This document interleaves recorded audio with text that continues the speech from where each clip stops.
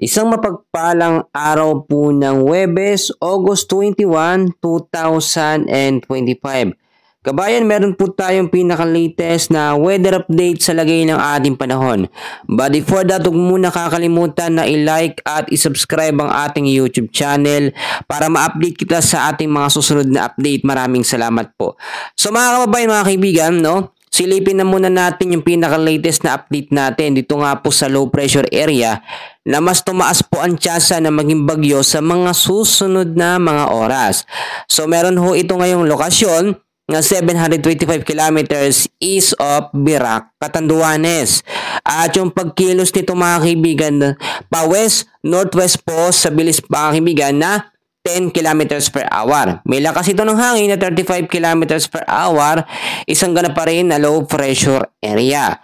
Kapag ka ito po yung naging isang ganap na bagyo mga kaibigan, no, ay posibleng maapektuhan nito ang ilang bahagi ng Eastern Visayas, kasama dyan ang Southern Luzon, North Luzon at Central Luzon.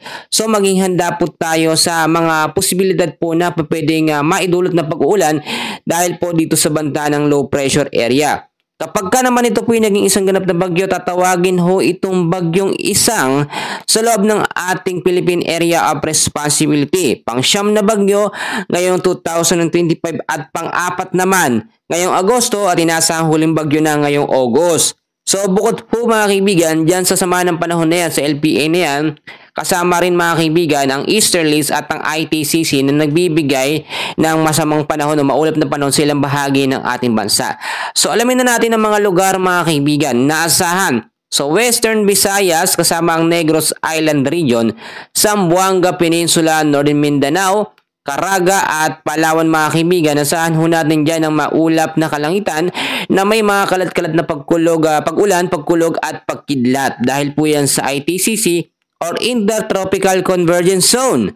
Ang ITCC ay ang salubungan po ng hangin sa Northern at Southern Hemisphere na siyang nagiging cause para magkaroon ng kaulapan sa ilang bahagi po ng ating bansa.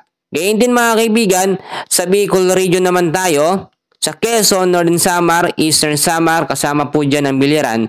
Asahan pa rin natin ang cloudy skies with scattered rains and thunderstorm.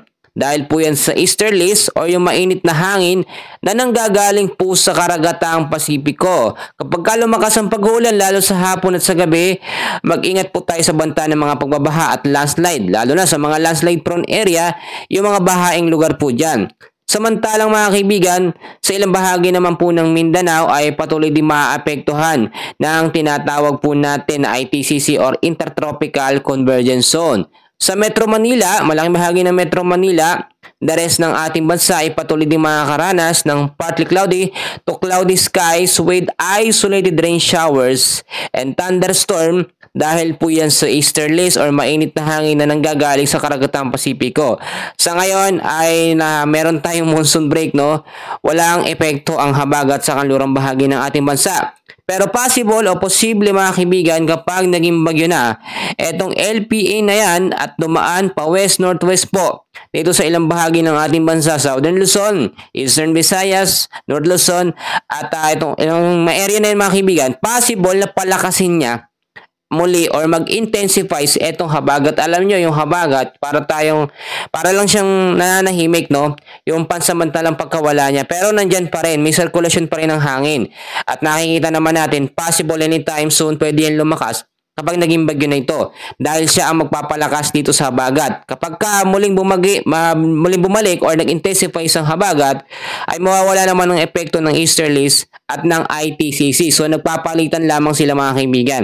So maging handa pa rin tayo sa mga posibilidad na pwedeng mangyari. Kapag ito ay naging bagyo, hindi naman nagiging nakikitaan na magiging typhoon or super typhoon category. So kahit ganun mga kaibigan, maging handa pa rin tayo sa mga posibilidad na pwedeng mangyari. Kasi once na ito yung maglandfall, tumama sa kalupaan po ng ating bansa, kahit mahinang bagyo lamang ito, tropical depression, makakaapekto pa rin ito at magpapaulan sa ilang bahagi ng ating bansa.